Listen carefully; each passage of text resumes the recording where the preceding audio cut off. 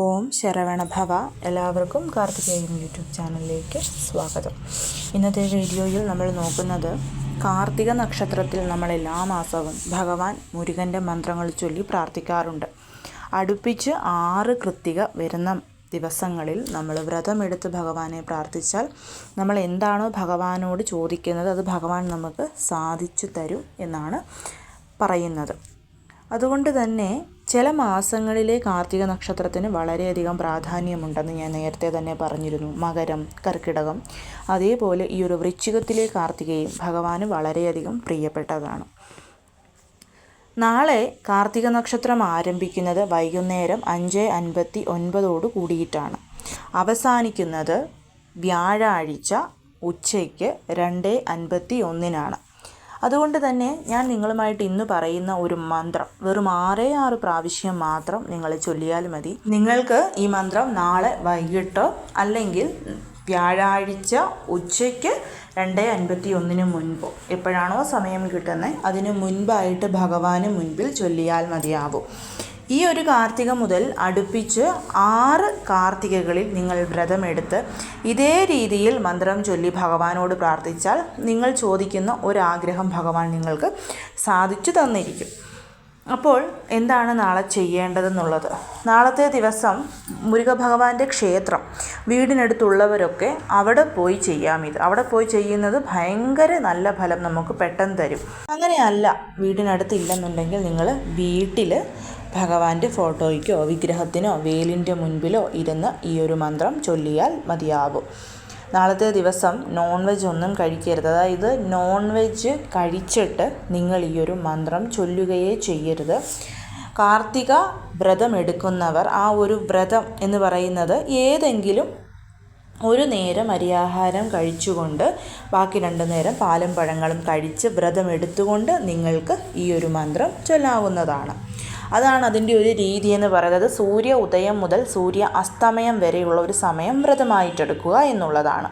നിങ്ങൾക്ക് വേണമെങ്കിൽ നാളെ കാർത്തിക വ്രതമായിട്ടെടുക്കാം, അങ്ങനെയല്ലെങ്കിൽ വ്യാഴാഴ്ചയും കാർത്തിക വ്രതമായിട്ടെടുക്കാം.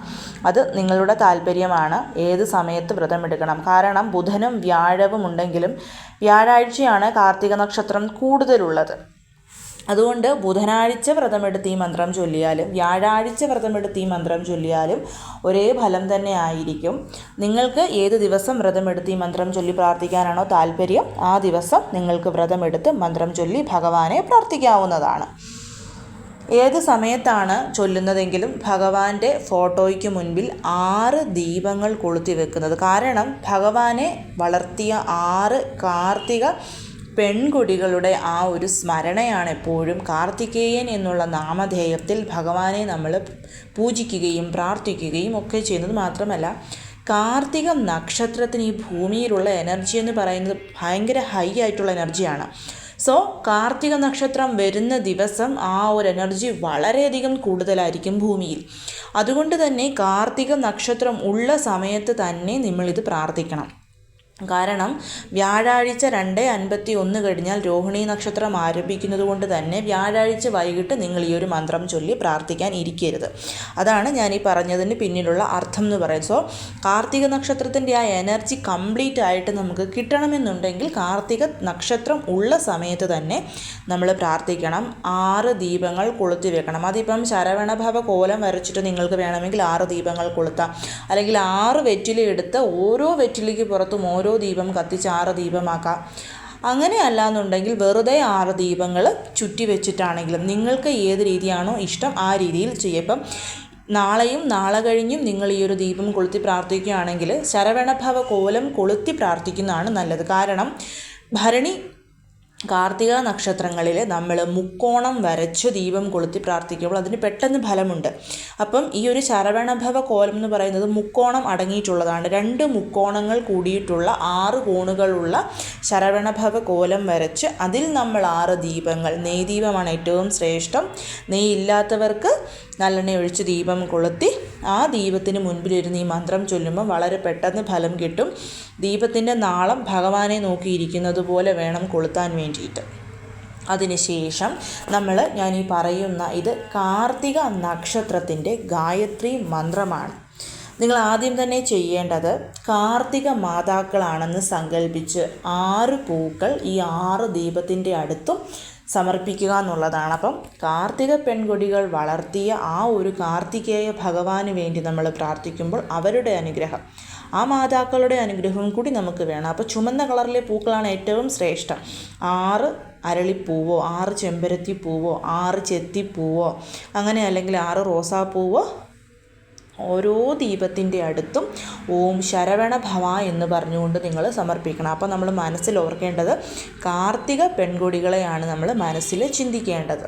ഇനിയിപ്പോൾ നിങ്ങളുടെ കയ്യിൽ ഒറ്റ പൂവേ ഉള്ളെങ്കിൽ അതിൻ്റെ ഇതളുകൾ എടുത്ത് സമർപ്പിച്ചാലും മതിയാവും. അതിനുശേഷം ആ ഓം എന്ന് എഴുതിയിരിക്കുന്ന ഭാഗത്ത് കൂവളത്തില ഉണ്ടെങ്കിൽ ഒരു കൂവളത്തില സമർപ്പിക്കാം. അങ്ങനെ അല്ലെങ്കിൽ എന്തെങ്കിലും ഒരു പുഷ്പവും കൂടിയിട്ട് സമർപ്പിക്കാം. അതിനുശേഷം 6 പ്രാവശ്യം നിങ്ങൾ ഈ ഒരു മന്ത്രം ചൊല്ലണം.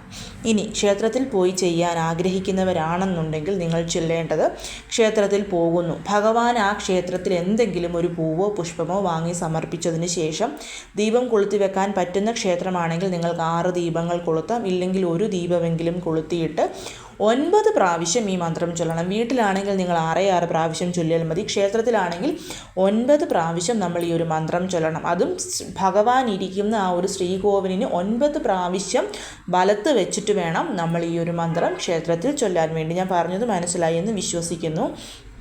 വീട്ടിലാണെങ്കിൽ 6 പ്രാവശ്യം, ക്ഷേത്രത്തിലാണെങ്കിൽ 9 പ്രാവശ്യം. ഓരോ പ്രാവശ്യവും ചൊല്ലുമ്പം ഒരു വലത്ത്, രണ്ടാമത്തെ 2 വലത്ത്, അങ്ങനെ 9 വലത്ത് വെക്കുമ്പോൾ നമ്മൾ 9 പ്രാവശ്യം ഈ ഒരു മന്ത്രം ചൊല്ലി തീർത്തിരിക്കും.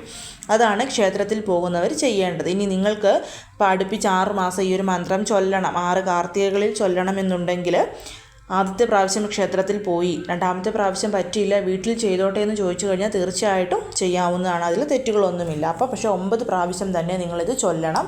ക്ഷേത്രത്തിൽ പോയി ചെയ്യുന്നവർ ക്ഷേത്രത്തിൽ തന്നെ എല്ലാ മാസവും വരുന്ന കാർത്തികയിൽ പോയി ചെയ്യാനായിട്ട് ശ്രമിക്കുകയും വേണം.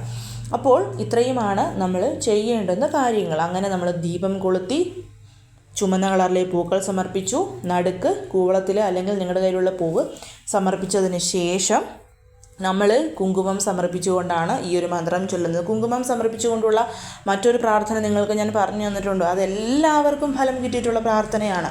അതേ ഫലമാണ് ഈ ഒരു പ്രാർത്ഥനയും. അപ്പം നിങ്ങൾ ചെയ്യേണ്ടത് കുറച്ച് കുങ്കുമം എടുക്കുക. 6 പ്രാവശ്യം ചൊല്ലിയാൽ മതിയല്ലോ. ഒന്നെങ്കിൽ നിങ്ങൾക്ക് ആ ഒരു ഷഡ്കോണത്തിൻ്റെ നടുക്കായിട്ടൊരു കുഞ്ഞ് വെറ്റിലയോ വാഴയിലയോ ആലിലയോ ബ്രാസിൻ്റെ പ്ലേറ്റോ വെച്ചിട്ട് അതിലോട്ട് ഈ ഒരു കുങ്കുമം ഇടാം. അല്ലെങ്കിൽ ആ ഫോട്ടോയുടെ അടുത്ത് എവിടെയെങ്കിലും ഈ പറഞ്ഞ വസ്തു വെച്ചിട്ട് അതിലോട്ട് കുങ്കുമം ഇടാം. മന്ത്രം ഇതാണ്. ഇത് കാർത്തിക നക്ഷത്രത്തിൻ്റെ ഗായത്രി മന്ത്രമാണെന്ന് ഞാൻ പറഞ്ഞല്ലോ. ഓം വന്യദേഹായേ വിദ്മഹേ മഹാദപായേ ധീമഹി തന്നോ കൃത്തിക പ്രചോദയാത്. ഓം വന്യദേഹായേ വിദ്മഹേ മഹാദപായേ ധീമഹി തന്നോ കൃത്തിക പ്രചോദയാത്. ഇതാണ് നമ്മൾ ചൊല്ലേണ്ടുന്ന മന്ത്രം. ഓരോ പ്രാവശ്യവും ഈ ഗായത്രി മന്ത്രം ചൊല്ലുന്നു, ഒരൽപ്പം കുങ്കുമം സമർപ്പിക്കുന്നു. അതിനുശേഷം ആ കുങ്കുമം നിങ്ങൾക്ക് നെറ്റിയിൽ തൊടാൻ വേണ്ടിയിട്ടൊക്കെ എടുക്കാം. ഒരുപാടൊന്നും വേണ്ട, വളരെ കുറച്ച് മതി. ഇനിയിപ്പം ഡിസംബറിൽ ചെയ്ത് കഴിഞ്ഞാൽ ജനുവരിയിലെ കാർത്തിക വരുമ്പോഴും ഇതേ സെയിം പ്രൊസീജിയർ തന്നെ ചെയ്യുന്നു. ഇതെല്ലാം ചെയ്തിട്ട് ഭഗവാനോട് നിങ്ങൾ നിങ്ങളുടെ ആഗ്രഹം പറയണം. അതിനുശേഷം ധൂപദീപ ആരതി എടുക്കണം. നിവേദ്യമായിട്ട് തേൻ സമർപ്പിച്ചാൽ മതിയാകും. ശേഷം കർപ്പൂര ആരതിയും എടുക്കുന്നു. ഇത്ര മാത്രമേ ഉള്ളൂ. വളരെയധികം പവർഫുള്ളാണ് ഈ ഒരു കാർത്തിക നക്ഷത്രത്തിൻ്റെ ഗായത്രി മന്ത്രം എന്ന് പറയുന്നത്. ഇത് ചൊല്ലി പ്രാർത്ഥിക്കുന്ന ഏതൊരാളുടെയും പ്രാർത്ഥന വളരെ പെട്ടെന്ന് തന്നെ ഭഗവാൻ സാധിച്ചു തരുന്നതായിരിക്കും. സോ എല്ലാവരും ഈ ഒരു മന്ത്രം ചൊല്ലി ഭഗവാനെ പ്രാർത്ഥിക്കണം. എല്ലാവരുടെയും ആഗ്രഹങ്ങൾ ഭഗവാൻ നടത്തിത്തരും. എല്ലാവരെയും മുരുകൻ അനുഗ്രഹിക്കട്ടെ. ഓം ശരവണ ഭവ.